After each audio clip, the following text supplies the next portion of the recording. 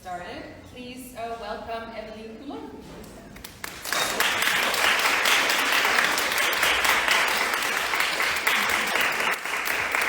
Thank you very much, Sharon. And so, good evening to all. Good evening to Jessica Lee and Isaac Yuen.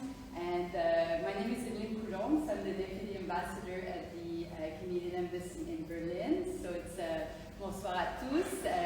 So wir freuen uns sehr, heute Abend mit Ihnen neue kanadische Literatur zu entdecken. So,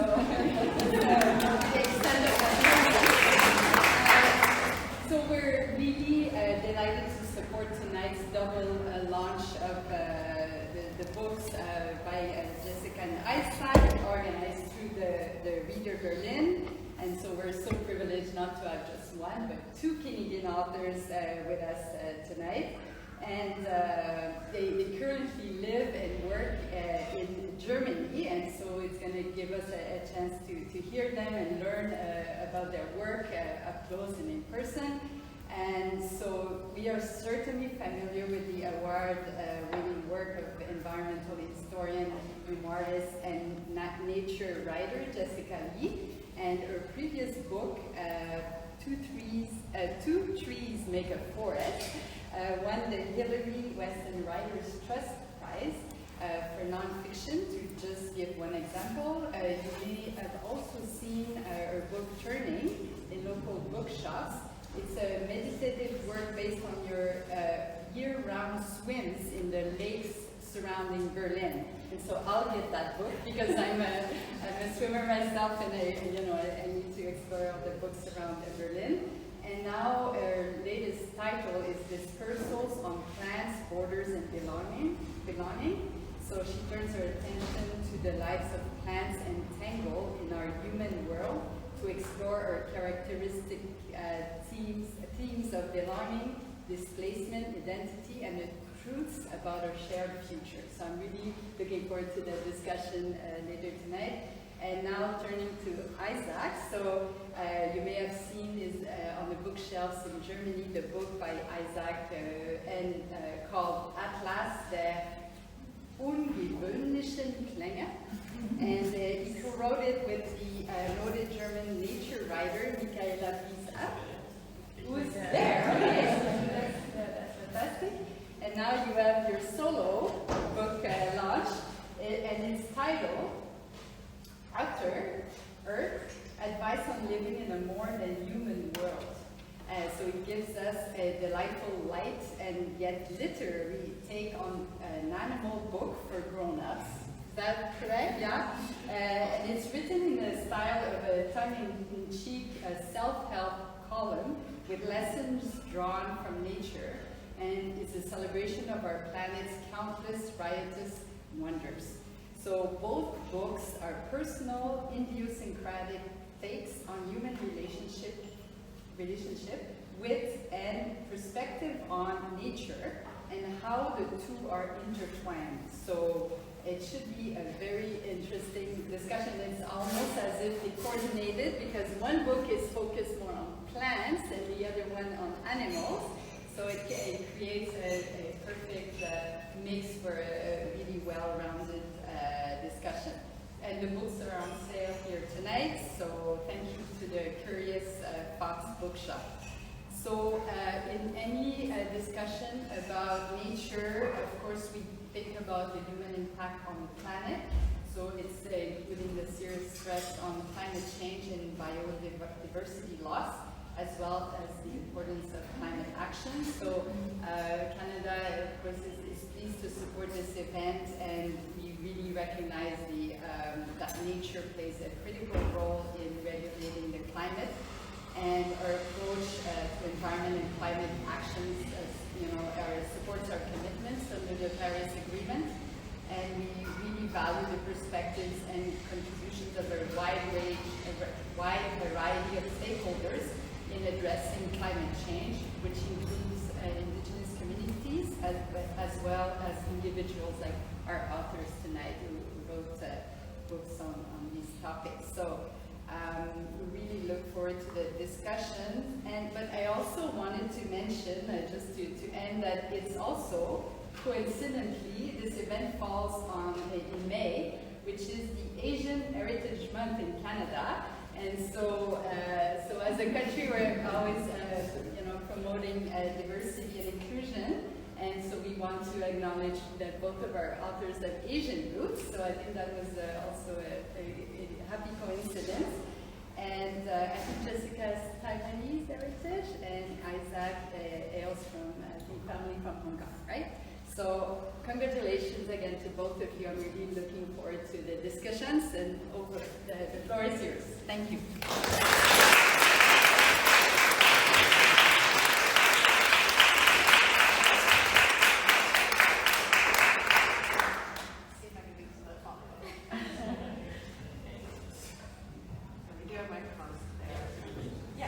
Microphone's been helpful, yeah? Yeah. Yes. All right. I don't hear anything. That's just press on. Is that on? That's on. Yeah, is that on? Sounds good? There should be a button. Yeah, I turned on the button.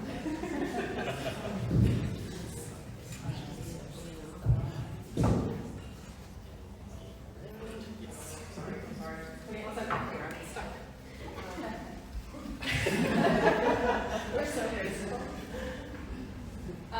Thank you so much for coming out and for filling this space. Wacky. We're really grateful to see so many friendly faces and new faces in the crowd. Yeah, I think we're gonna read a bit, talk a bit, ask each other some questions, read a bit more, and open the floor to questions. So if you have questions, please don't be shy at the end to sort of throw them out there. But yeah, I thought we'd start off with just sort of like the why we're doing this together context. Are you on? Yes. So a little bit about our background. I met Jessica online through her publication, the Wilbur Review. I don't know if you've heard of it. It was a literary journal that explored nature writing from writers of color. And I saw the submission. I was like, this is great. This is perfect. So I submitted something. Do you remember what I submitted? Yeah, it was I said they were Oh, it's in, yes, I also did. It's actually an essay, personal essay, on a trip that I took to the Sea of Cortez.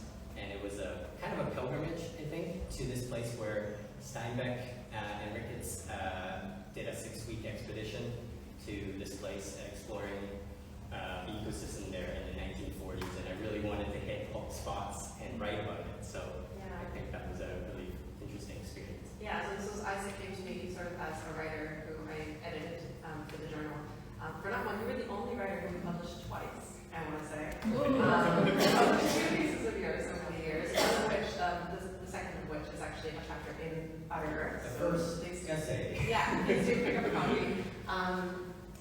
But it was a real joy to sort of get to know you through your writing on the page, and then you moved here. Yes. And I got this email being like, oh, I moved to Berlin. If you ever want to get a copy, and I thought, oh, this is the nice thing about writing community, is that we work together, we forge these professional connections, these creative connections, and then once in a while, when it works out, we get to meet each other, get to know one another, and so Isaac and I have stayed in touch since we moved to Germany. And then you moved away from Germany. I moved away, and then I came back, and and since our books are out around the same time, we thought, what better time to actually finally get to do something together.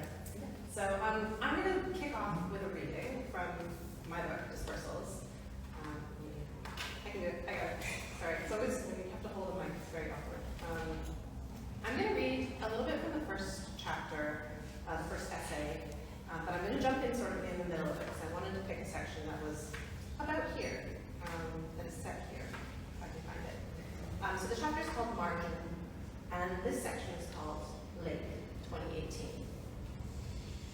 Paddling from our camp in the corner of Brandenburg, we emerged from a narrow, tree-sheltered stream to a wider, more windswept lake. Small, chopping waves rose here, nudging our canoes in rhythm as we cut our way westward. I've paddled this lake plateau of Germany many times, swum it even more often.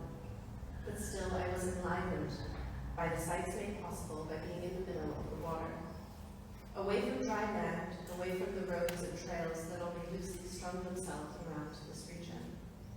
Water was a way of seeing more, at a different angle, below the land and roots of trees that forest East Germany. Here I could see freshwater life clearly. White and butter yellow lilies bobbing in a gentle wink, lotus seed heads plump and powdered with holes. These only ever sent my mind wandering to food, to chili-flecked lotus root salads and sweet soups scattered with lotus seeds. Beneath us, sago pondweed danced like fennel fronds strung underwater. Every so often, my oar would bring up a strand of it, and I twizzle its stems between my fingers, jade green and delicate. But I learned later that this plant was hardier than it appeared, as happy to grow in still lakes as it is in rivers, canals, ditches, and brackish lagoons. In turbid conditions, aquatic plants like sago pondweed help a body of water return to a period of relative clarity and health. In the late 1980s, when one of this region's largest lakes began to recover from eutrophication, sago pondweed was one of the first species to slowly recolonize the lake and thrive, having survived even when the water was depleted of oxygen. A map of sago pondweed's native range shows nearly the entire planet. It lives on every continent except Antarctica. I look at the list of countries it calls home, a paragraph-sized blob of places from Afghanistan to Zimbabwe, and a triple highlight over Hawaii, the only place it is considered introduced. Sago pondweed's range is therefore described as cosmopolitan. What is it to be a world citizen among species? The sago pondweed lives under the banner of free movement in a world increasingly marked by borders. But the natural world presses against our tendency to lay arbitrary geopolitical boundaries upon it. And we, by our own movements, likewise transgress the borders we apply. The first time I contemplated what it meant to be cosmopolitan, I was 18, clutching a pink pocket-sized book by Jacques Derrida. To speak of the cosmopolitan I read requires us to speak of hospitality, a hostile welcome from those who stay in place. But for those who move, the realities of movement are far different. The first international standard for passports was not agreed upon until the 1920s, in the aftermath of the First World War. Efforts at plant quarantine, however, preceded it by decades. Measures to control the movement of plants across borders were widely enacted in the late 19th and early 20th centuries, with national legislation on pest control and quarantines coming into effect in Britain, the United States, Canada, France, Germany, and the Netherlands, amongst others, as knowledge of plant pests and the means of controlling them increased. But what of the world that does not fall tidily within these maps? Not all passports grant the same rights of passage. Some species, like pondweed, might belong everywhere at once. Though I move, just as my parents and grandparents have, I do not want to live afloat at home anywhere I go. My friends are buying houses, asking which of my phone numbers is still valid and which they can delete. I am in movement nonetheless. Each time I move, I find myself longing for a past place, unable to wash it from me. I am my brother's daughter, seeking ponds in every place. When I read of the sago pondweed's recolonization,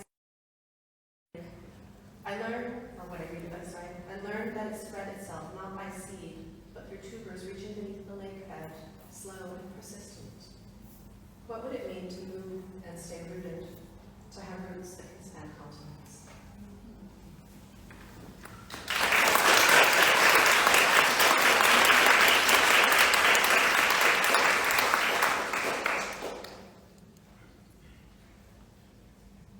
Okay, for something a little bit different.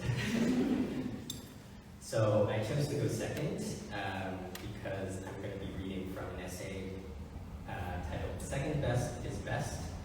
And it's an essay that takes place it comes after the first essay, and so everything is sort of second. And it's an essay on basically arguing perhaps a little bit that being in the limelight all the time might not be the best. So it's good to sometimes shy away from it. It's a low person, I guess. Second best is best. Sometimes being at the top isn't all that it's cracked up to be. Like if you were declared the world's tallest mountain one day by a Bengali mathematician and then named for a British surveyor you will never meet. The natural outcome of this is that tourists will start clamoring over you, ascending your north and south sides, leaving tents and oxygen tanks and corpse after popsicle corpse on your slopes. No, sometimes it is better to trail 1,000 feet below and cultivate your image cautiously. Like how King 2 worked at slow magic on Fosco Moraine over the years. Just the bare bones of a name, the Italian mountaineer waxes above Earth's second highest peak. All rock and ice and storm and abyss. It makes no attempt to sound human. It is atoms and stars. It has the nakedness of the world before the first man, or the cindered planet after the last. There's nothing quite like the feeling when someone takes the time to understand the persona you have tried so hard to project. In this case, rarefied and insuperable. To be sure, there is not much rhyme or reason to how fame is attributed. What did the dinosaurs do to deserve their fanfare when the Pseudosuchians were the first archosaurs to exercise terrestrial domination? Yet, no plushy line for the plate-covered Adasaurs. No book deal or feature films for Saurosuchus T-Rex of the Triassic. And rare is the 5-year-old who takes the time to pronounce Dromaeosaurus over its 5-syllable dinosaur equivalent. But maybe, in this case, the whole division is intentionally avoiding the limelight, preferring to lurk from the shadows to sport the last laugh, or at least one of those toothy grins that is the winning feature of many an alligator or crocodile, under the radar survivors that outlasted the rock star relations. Technically, birds are also dinosaurs, but I have not the heart to tell my local caiman. Best to have them have this one small victory.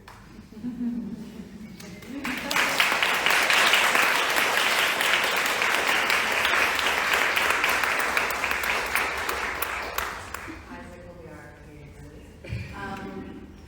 Thank you for that. It's so nice to hear you read from this.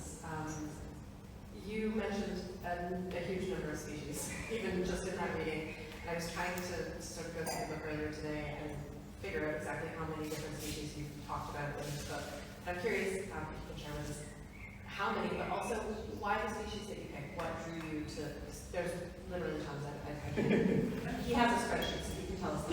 How many are there? So basically, there's a section when I worked on the book. At the end, there's a glossary to the book, and it contains almost every creature, entity that's in the book that I mentioned. And so I did a spreadsheet because it just made it easier to keep track of everything. And it came out to be, I think, 512. So there is a bit of everything in there. I tried to sort of jam in. And the sort of the reason why I did it this way is I think sometimes the book really is an exploration of the titles called Utter Earth. And I tried to sort of explore this idea of density and exuberance with the sheer volume of life and species that is in this book, but it also in the world. I mean, 500 is nothing compared to what's out there. But as a writer, I tried to sort of push it to the extreme and see what I can do with it. So, and the species that I chose really, sometimes it's obviously we all have our biases towards our favorite animal and the ones we don't like or think have already been overexposed. So I was trying to give sort of prominence to some of the ones that might be a little marginalized. Also, I think names are really funny. So as a writer, I'm just drawn to certain things. I can't not write about the crazy raspberry ant. I have to put that in there because it's a crazy raspberry ant.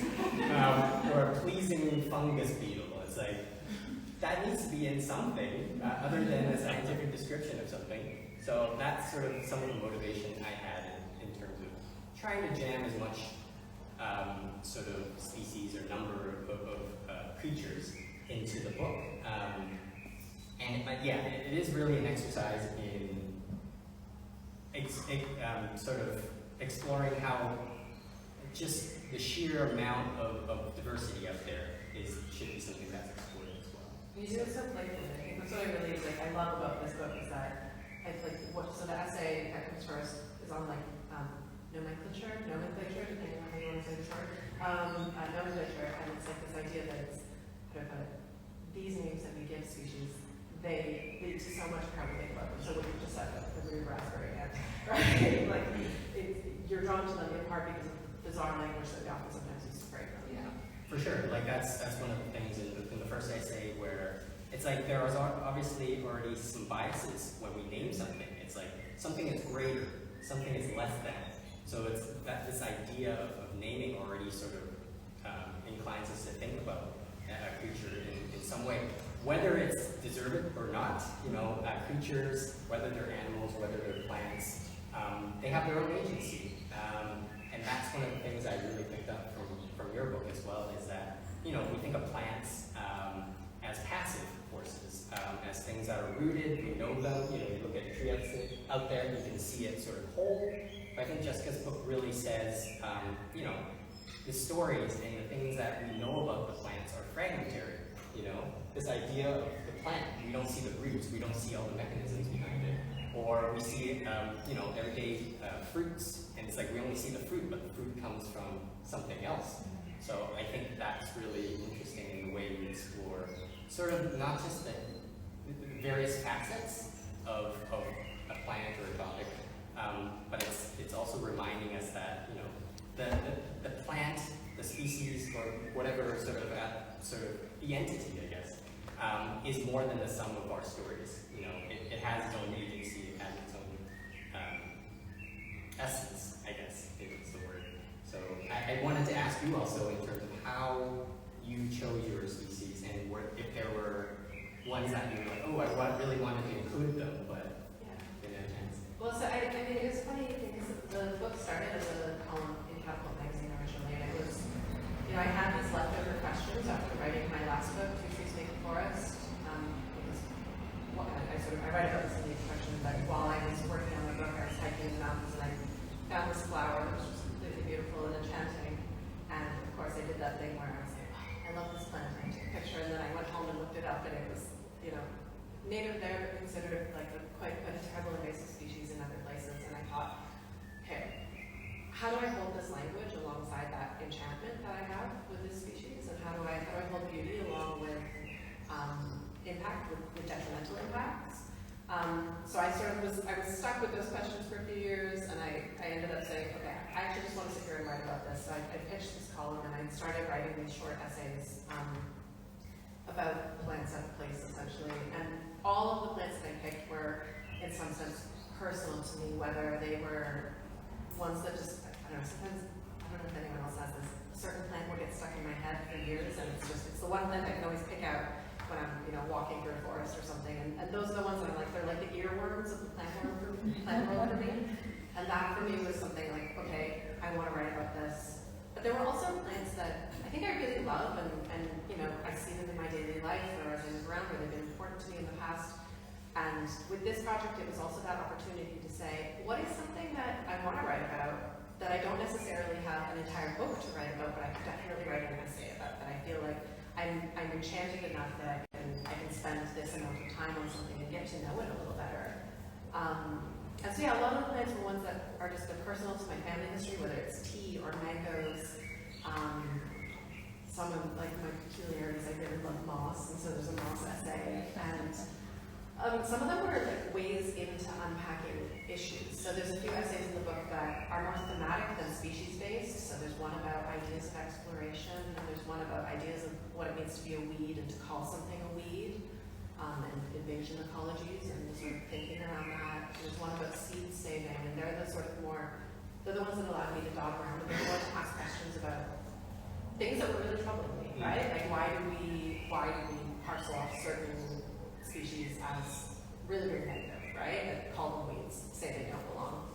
What does that mean to do that? And equally, in one of the essays, I write a lot about the plant heather, because for me it was so tied to ideas of beauty that I inherited growing up in the Commonwealth and with British family. I grew up with all these British landscape ideas, and I really wanted to interrogate that and understand it. So a lot of it was personal, I think, but I'm hoping they're universal enough that folks connect.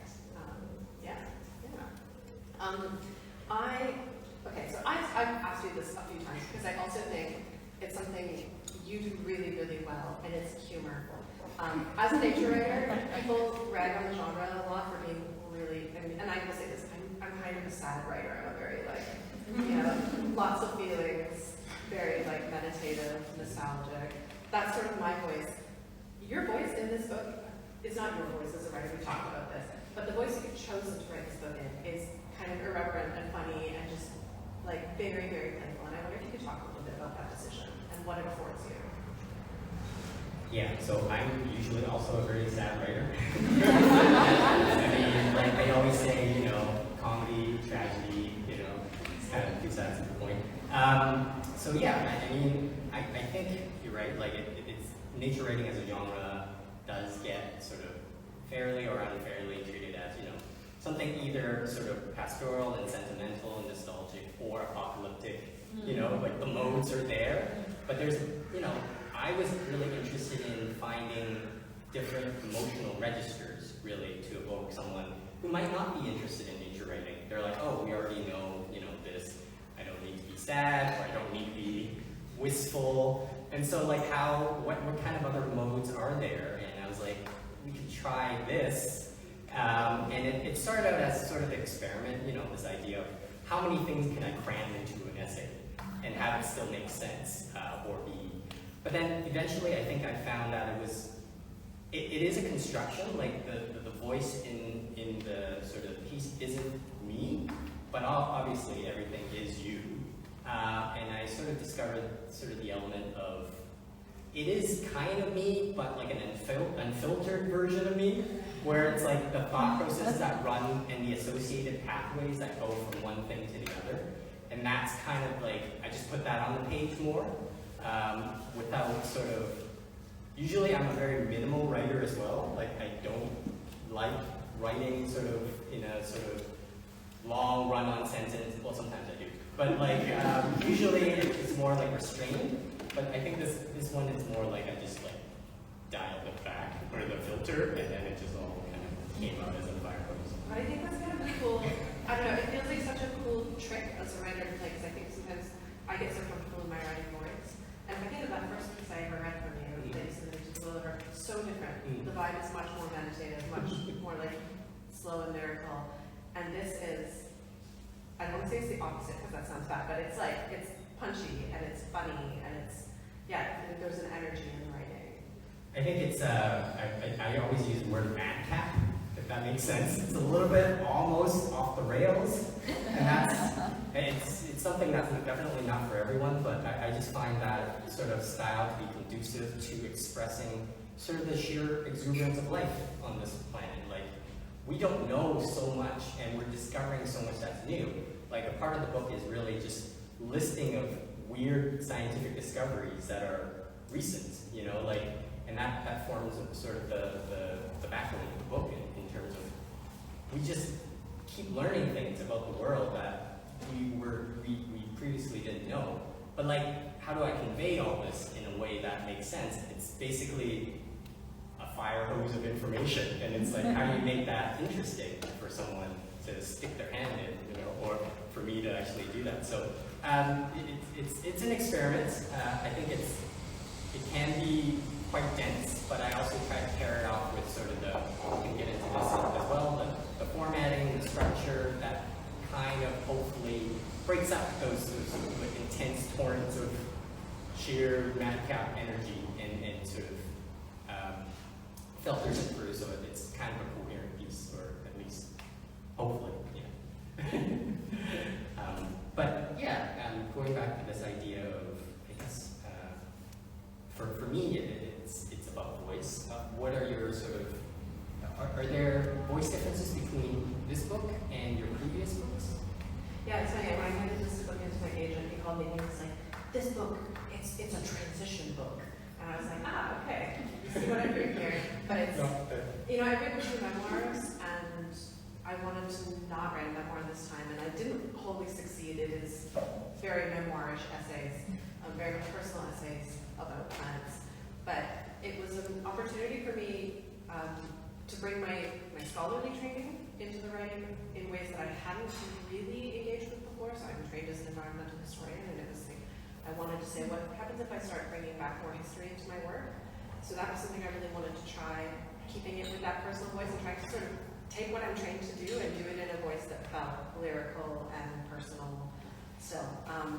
So there was that, but then it was also wanting to try formally something new. So this is a book of essays, which my previous two books were full memoirs, and I wanted to see what would happen when I focused my attention in these like really sort of crystallized ways, and just sort of distilled what I was doing.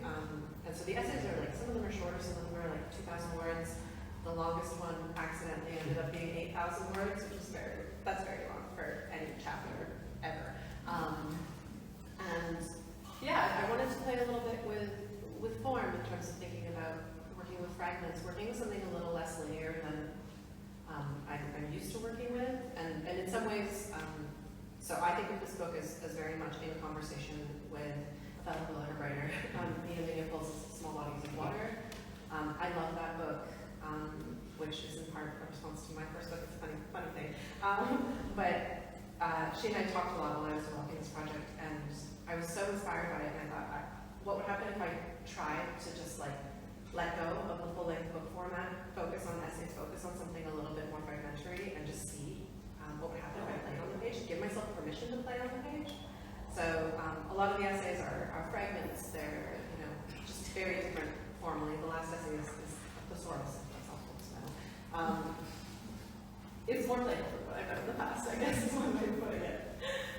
Yeah, I really enjoyed sort of the different, because I'm also writing an essay collection, so there's that this sort of appreciation for the form in terms of you go from one essay, the one that you read from margin, it's like there's headings, and it's like place, and then year, and then sort of fragment.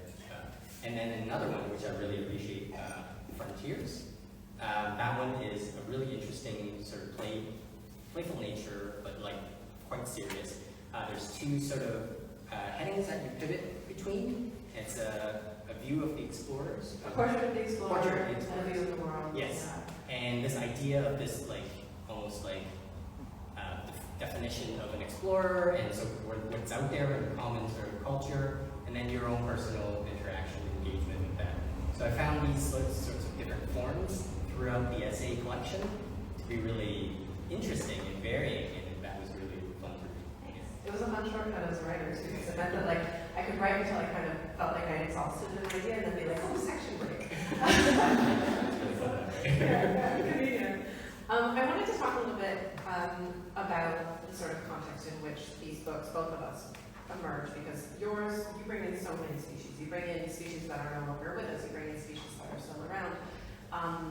Within the context of global climate change, biodiversity loss, like what is happening in our world, what do you see, sorry, this is like a big goal, but what do you see as the role for this kind of writing in this moment of crisis? This is something I both try to think about and not think about at the same time, because it's too big a question for me as a writer to tackle. You're not fixing climate change, guys? Trying. So the element I am trying to do, I guess, is because there are a lot of works out there, or people doing really good work on highlighting issues in detail and providing solutions and sort of identifying the problem. I think my interest, or I wouldn't say my strength, but my, I guess, interest is really to see if there's different elements to storytelling that can affect people towards change, towards changing their mind, towards just seeing things differently. And this idea of using humor, for example, or using a different form of writing and expressing ideas. I think for me, I kind of want to appeal to the wonder side of things, not in the way where it's like, oh, it's awe-inspiring, but like it's just a way where I'm like, this is kind of what's at stake. This is what we have to lose or have already lost. So a lot of these essays that I sort of say are, kind of goofy and comic, they generally have an arc towards something at the end that's more poignant and pointed. So I would be like jumping from, one animal to the other. But there's usually a point at the end that I'm trying to say, whether we need to see things differently, or whether we need to not, overconsume or whether we need to consider the world that we live in, we're only one species out of millions. So how to be a good neighbor may be one of the takeaway messages. So I think all these things sort of filter through, and that's my way of trying to speak to the reader, I guess, in not such a direct way, because I think we get a lot of direct messages on this is what we need to do, this is very urgent, but more of an appeal to, hey, remember what we're doing here, almost, like in terms of the writing, and this is kind of something that's important. I think people maybe sometimes lose track of what we're fighting for in a lot of cases, where it's like it's always doom and gloom, and then you get like, hey, what is it that we're trying to reach for? Is it a better world? Like, what does the better world look like? It might be a world full of, interesting animals and plants. Yeah, you bring back specificity, right? Like, and this is where, like, in the book, there's that moment to get to know so many different species that, like, I had frankly never heard of. And you think, okay, what would it mean if I actually just, like, gave this creature a bit of thought, right? A bit of energy and treat it as, a form of A neighbor. A neighbor, yeah. Which is technically, just coexisting with everything out there. So. Also, there's chickens outside. There's chickens and there's bugs. So, I was going to ask you something.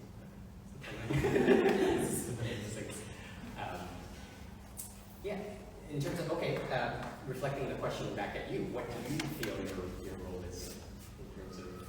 So I think with this book, I didn't want to straight up just tell stories about climate change or biodiversity loss in just those terms. I wanted to actually ask questions about how we as a species, we as individuals, we as people within very specific cultures form relationships with plants, and vice versa, right? How we shape them, how they shape us, which is why so many of the essays are about plants that are really personal, right? And I think to this example of one of the essays is about mangoes, and when I started working on this essay, I had sort of vaguely been familiar with and started to dive deeper into this like huge wealth of literature since I would say the 90s, early 2000s, in which people in South Asian, East Asian, Southeast Asian diasporas, mangoes have come to signify quite a lot in literature, right? And when you grow up in a culture where the plants that are idealized, considered the most beautiful, right? There's that example of Michael talking about, I think it is like a daffodil or a daisy and not knowing what it is, right? And until you encounter it. But we all somehow are if you grow up within an English-speaking context, you know these plants even if you've never seen them before, but what happens when you want to center a plant that is like specific to your culture, specific to your family history? So this happened in literature over like many decades where people were bringing mangoes, for example, back into literature and sort of holding them up as idealized through literature. And then there was a huge backlash because people were like, this is performing exoticism for a white gaze, right? And it became kind of like verboten to talk about mangoes as writers of color anymore because it would be considered too stereotypical, right? And I was really interested in this argument because as I was writing this essay, I started just talking to other writers I knew, and every single one had this really beautiful, intimate, personal story about mangoes that they wanted to share. And it's like, okay, well, what are we supposed to do? There's this like idea that, okay, we prop this thing up to idealize it, and then we're told not to do it because it's performative. But nonetheless, it is important. It does really mean a lot, right? So what happens if you just unpack that a lot, right? I wanted to sort of sit with that discomfort, sit with that idea of plants that they have cultural resonance. They teach us about what it means to be a migrant, right? We have plant migrants, plants we've taken all over the world. What happens when we see our stories in tandem and as having resonance with one another? So it was more like about unpacking that in a lot of ways, and that I think is, for me at least, in a moment when, we are facing really, really awful crises right now when we're thinking about, borders and migration and colonization in the context of climate change and what that means and what the impacts are. I think we need to tell those really important personal, emotional stories in order to understand our connection with place and plants and nature and how we're going to wrangle this going forward. So yeah, it's kind of another angle in, I guess. I think what I appreciate about the collection is that, you use the word entanglement quite a lot in all the different facets. Like, it's impossible to sort of be pure and sort of like have a detached or an idealized view of anything, the mango or tea, like all these things, like, especially the food items that you mentioned in the collection also resonate with me, bitter greens and all these things that are in the collection. And this idea of sitting with the discomfort and acknowledging the complexity of our relationships with the plants that we cultivated.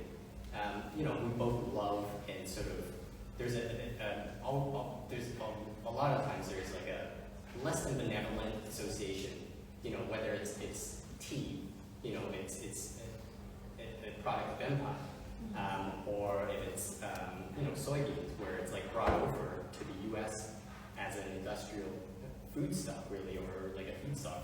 So like these stories, I think you tell, and then you explore both your personal stories of them, and also this sort of greater context, and I really appreciate that. So, you don't get, I think in the intro you say, this is not a book of answers, and it's a book of sort of exploring it and what it is. It's 100% a book of questions. And like being okay to sit with questions. Yes. That was kind of the vibe I was going for. Because I felt like I needed to do that as an exercise, right? Like we're pushed to have answers so often, and it's like, what happens if we only arrive at more questions, or if we arrive at two answers that sometimes seem like they're contradictory, but still they're both true? How do we hold that? And that, I think, when we're talking about plant movements, when we're talking about border crossings, when we're talking about the experience of migration, that is so often the case, right? Yeah. So we were going to close with a reading each. Shall we? First? I can go first. Or do you? I don't know. Go first. Go for it.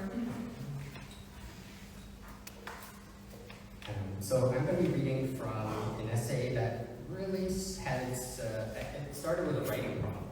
And the writing prompt was going down to ground. No, something about going down to ground. So something about keeping your ear on the ground. So I took that literally and just talked about everything that was kind of underground. Or going dormant or hibernation, so this theme came up. So this is a story then about lemurs.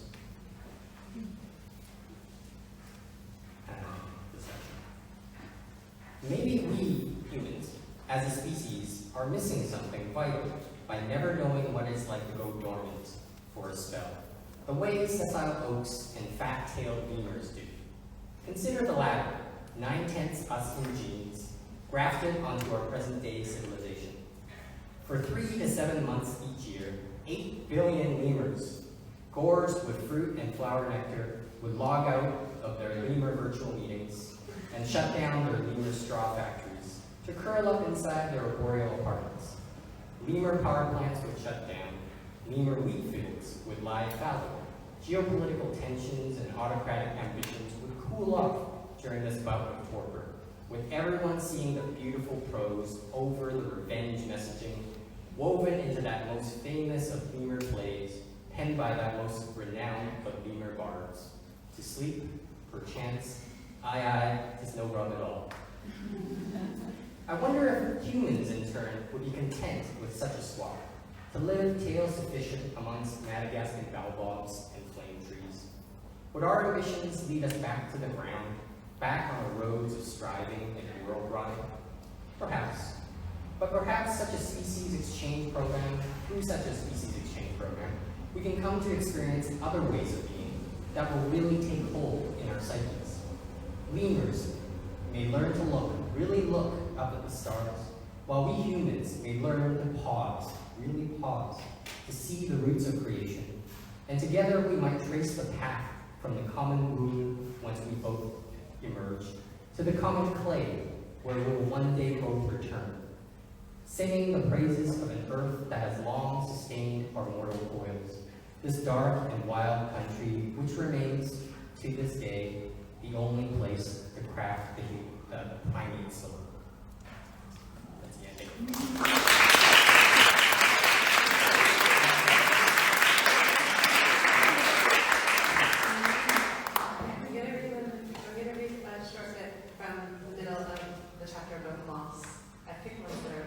local events. Still, I felt a strange kinship and wonder every time I thought about mosses. The evolutionary bridge between life in water and life on land, they are a subtle but omnipresent link to the deep past. The oldest moss fossils, I tried so hard not to write moss there. I've heard it so many times, I had it in practice forever, I thought it was funny. The oldest moss fossils we have are dated at 350 million years old, found in the east of Germany, some 300 kilometers south of Berlin. After flowering plants, bryophytes are the most diverse group of plants with around 20,000 species existing today. But unlike many other land plants, mosses live according to one very strict condition.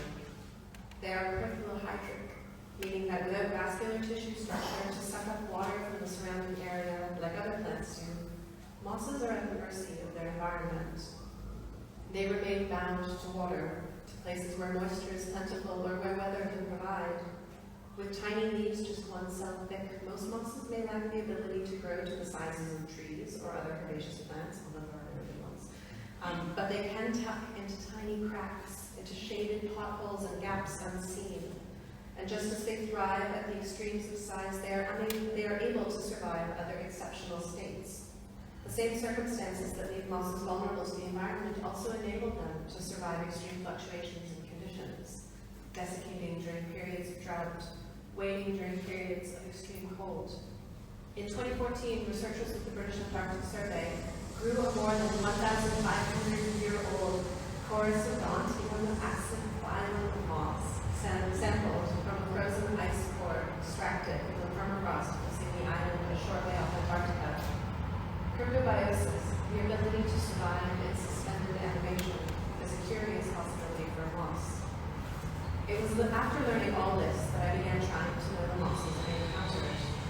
I was not a biologist, certainly not even that good at identification, but I wanted to practice what Anne Singh called the art of noticing.